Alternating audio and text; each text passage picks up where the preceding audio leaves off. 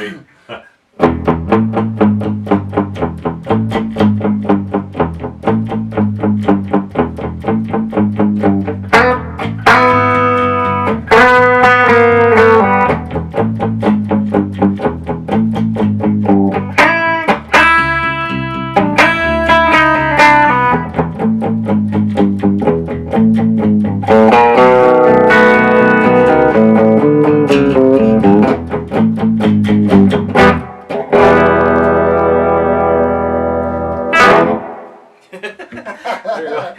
Hey folks, welcome back. My name's Alan Parks. I'm Mark Larson. And we are theSmartFellers. Cool, man. Hey, today we're going to talk about string muting. Not only palm muting like we just did at the intro there, but also, you know, as you're playing, keeping your strings from making a lot of noise and irritating your bandmates. Yeah, right. So, one of the things about the importance of string muting is that you only are playing, if that's what you're doing, you're only playing one note at a time, or anyway, the notes that you're looking for, the ones that matter. Mark has a really good example. I think it's a D chord. Yeah. Yeah. So there's certain strings on certain chords that you don't want to be sounded out. So in this case, a C chord, an open C chord. Now that's all the strings. You want all 5 strings. We're not Oh, playing, not you're playing just this. Yeah. So okay, but look what you're doing with your thumb. yeah, I'm touching the 6th string with my thumb because I don't want that in there. So here's another instance where if I slide that up to a D chord, Right. all of a sudden I've got. Oh. Well, it's ambient sounding, but it's not the 3 notes that I want. I want the 3 notes that my fingers are on. So you're only getting 3 notes out of the 3 strings you actually want to activate. Exactly. So you got 3 strings you got to keep from playing. Yeah, so I can play it this way. Okay.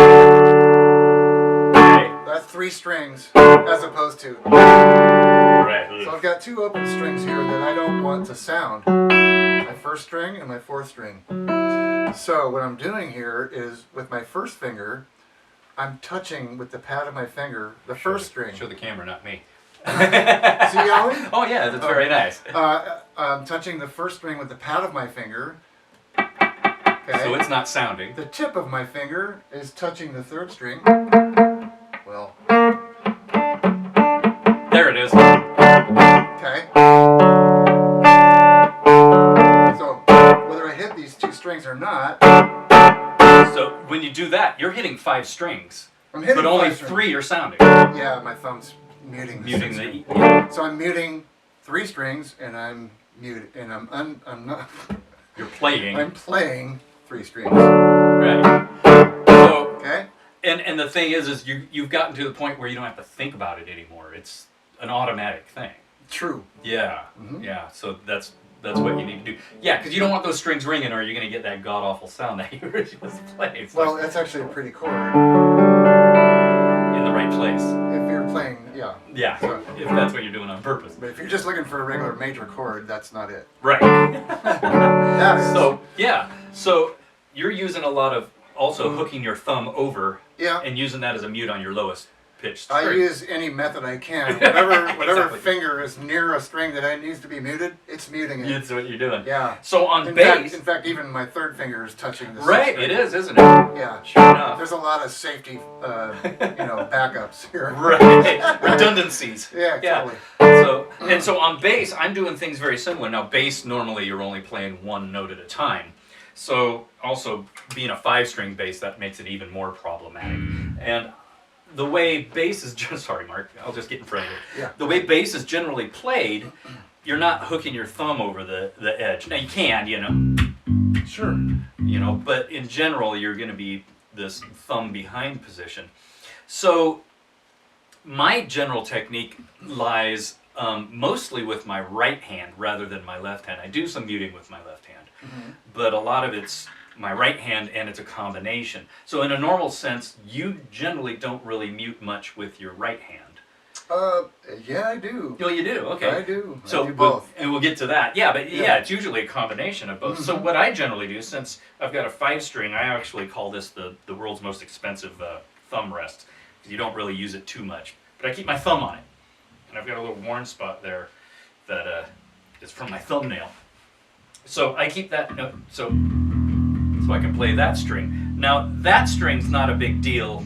You don't have to mute the other strings much because there's nothing in the way. But if you start getting up here, for instance, now, or even up here,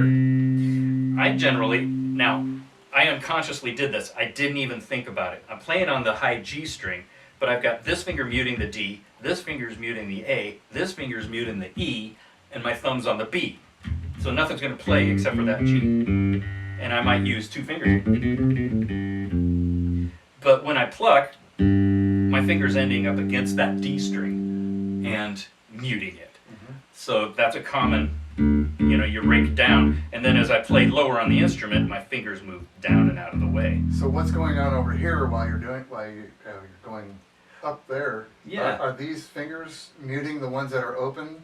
On the higher pitched strings. Yeah. And actually generally, yeah. So if I'm playing a C here, this finger is laying across the, and then when I pluck that, my index finger lands against that next lowest string and mutes it, and of course my thumb's on the B. Right. Yeah. Now a common technique for bass is on generally a 4-string, so ignore that 5th string, and as you go across, you move your thumb to the next string. I find that slows me down. Yeah. I prefer to keep my thumb in one spot. And then, look, they automatically went there. Nice. To keep them from ringing. But yeah, so you'll notice I'm playing that note, but the rest of my fingers are laying across the string. Yep. So that keeps it out of the way. So it's left and right hand. It's both hands, it really Muting, is. yeah. Now one of the newfangled things, I don't know how often guitar players, I've seen guitar players with them, you see like a hair scrunchie. Yeah. They'll put here, Yeah. and that's to keep your strings from ringing. I would say that that's cheating, but Victor Wooten has one and uses it a lot. And I'm not going to argue with him. He knows a lot more about it than I do. Whatever works for you. Whatever works for If you. you're going to have to go play an F chord, it's going to be in the way. It's going to be in the way. I guess you could just slide it out of the way. That's what they do. Yeah, they just push it back up onto the headstock. Sure. Now, one of the things for slap and pop, it's handy for that because you're so busy you can't mute with this hand because it's busy doing the slapping. Sure. So it's handy for that. But I ended up I'm laying my fingers down and muting that anyway. Yeah. So definitely a lot of use in keeping it quiet.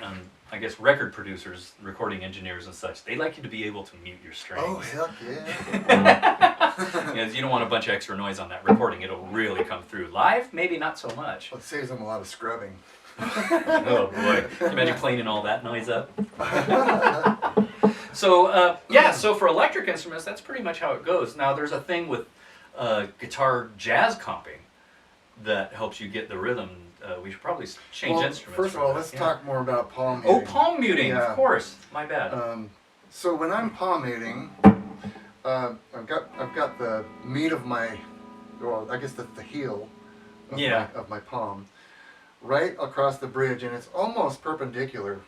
It's right along the bridge. It's pretty close to perpendicular. Mm-hmm. It's a little bit of an angle, but the idea is to get the meat of your hand here onto the strings, but not too far on. So so it's not completely deadening them. yeah, because here's an open chord. Now that I can mute the strings. So, and then I just kind of roll or slide forward to get the amount of muting that I want. So now, palm muting isn't so much a silencing technique, but as a tonality. A different tone. Sure. The riff we played at the beginning was a lot of palm muting. Yeah. And I was using it on bass as well because I was playing with a pick for once, and I was doing the exact same thing. Had my hand laid along the bridge and sort of rolling on or off depending on how much sustain I actually wanted. Yeah. And I'm actually a klutz with a pick, and a lot of times I'll just do finger use my thumbs Yeah. as the same thing, so I don't have to get the pick and drop it and play True. badly with True. it. But you get But that's me. You get a different attack with a pick. You certainly do. And it's, Yeah, let's play that lick. Let's play that you same get lick. the highs out of the attack. Let's play the same lick without any muting. 1, 2, 3, 4. With muting. See, completely different. Yeah. Now try it with your thumb. Okay. 2, 3, 4. Even quieter.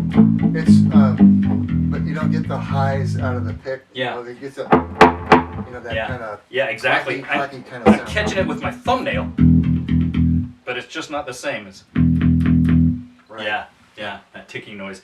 And I'm terrible with a pick, but I think I'm not one of these bass players that says you should only use fingers or you should only use a pick. You should use whatever works for you and whatever's right for the song. I need to work on my picking technique. Yeah. Learn to use both. Learn to use both. Yeah. Because with a minimal amount of equipment, a cheap pick, even an expensive pick, is relative. I mean, in the grand scheme of things, pretty inexpensive. But for a bass player, They're with, like a quarter. so for a bass player, a minimal piece of equipment, you've got 3 sounds coming out of you. You can use a pick, you can use your fingers, or you can slap and pop. And that's a lot of flexibility Sure. for just one little piece of. Popping is another video. That's a whole nother one. I need to work on that technique too. So. All right. So that's basically electric rock and roll instruments. Should we switch over to some jazz stuff? Let's do that. Okay, cool. All right. Let's go. Presto! Okay, so muting with sort of jazz instruments. Sort of.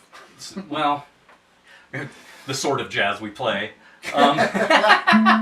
So we play a swing style mostly, and there's a certain swing style of guitar which is basically quarter notes, really. But that's got a certain kind of string muting as well. Yes. So For lack of a better term, I call it the release method. Yeah. So if you hold a chord down, right, it just rings out. But the second you let off, right. So you're Well, not moving your fingers. You're just releasing the pressure.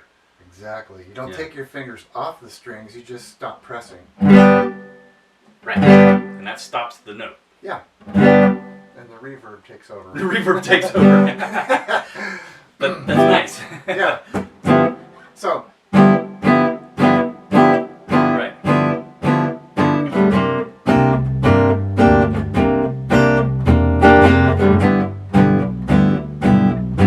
Yeah. Yeah. So what he's doing is he is actually, by playing those, he's actually swinging. The groove is swinging, and the reason Hidden we triplets. in triplets, yeah, Yeah. that's what we discovered. We sort of sat and analyzed this a while back, and he's only playing quarter notes. Right. But in a swing style, it's based on a triplet, so 3/8 notes per beat, da da da da da da da da. He's leaving that last one out. So if it's triplet, triplet, triplet, he's playing triple, triple, triple, triple, and that gives it the swing style. So it's not only when the note starts, which is flat on the beat, it's when it ends. The duration of the note. Right. And when it ends is that swung backbeat of the note. So you can actually play a swing style without implying the swing rather than actually playing. Right. So you're not going dun da dun da dun da Right. dun. Yeah. Which doesn't sound In fact, great. I wasn't even aware that that's what I was doing until you said, "Hey, those are triplets." Those are triplets that I'm like, you're really? sort of Where? playing. Yeah, Yeah. they're hidden in there a They're little hidden. bit. Yeah. Yeah. So in a walking bass line for jazz, like a 4-beat bass line, there really isn't any muting going on. It's just the nice legato notes that run into each other. But it's in a 2-beat.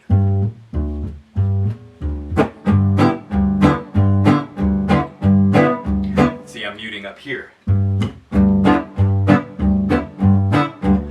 what I'm doing is I'm playing on 1 and 3, but I'm ending the notes exactly on 2 and 4 when he hits his 2nd and 4th notes of the beat. and plus that implied swing that he's doing, then the whole thing ends up swinging. Mhm. Yeah, that's how that works. So when you sort of deconstruct it and overanalyze it, that's what you end up getting. Yeah, so I'm muting a lot with the right hand. There's some things I can do with the left hand. Some things with the right hand I can do. Ghost notes. Mhm. And those are happening in my left hand.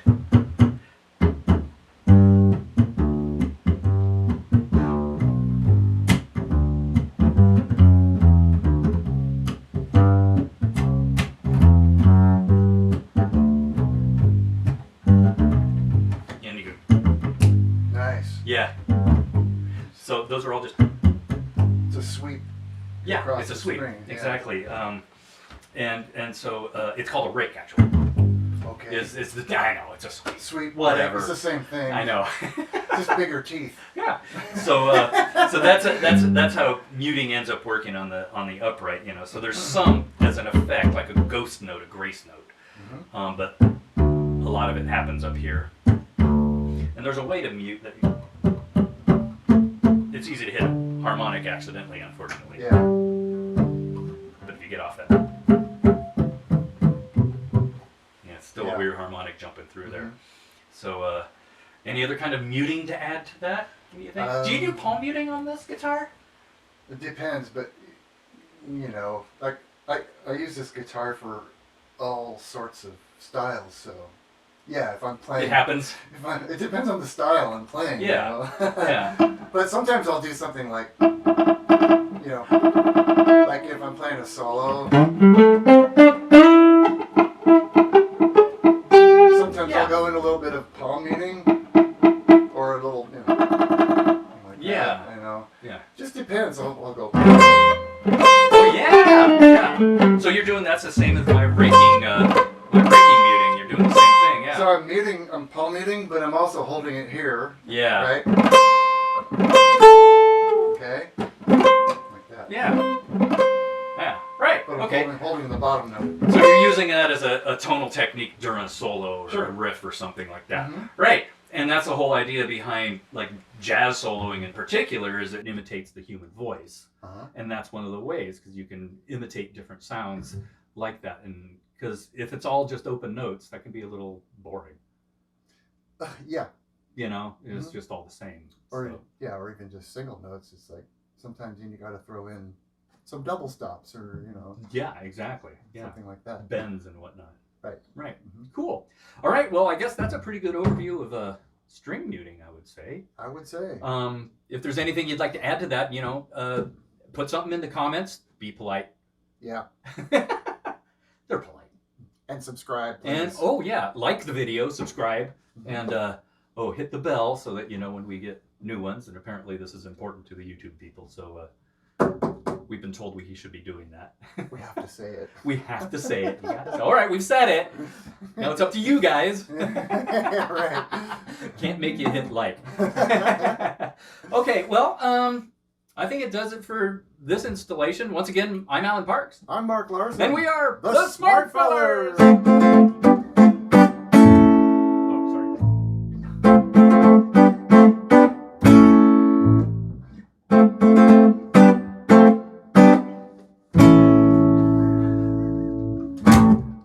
That's enough of that.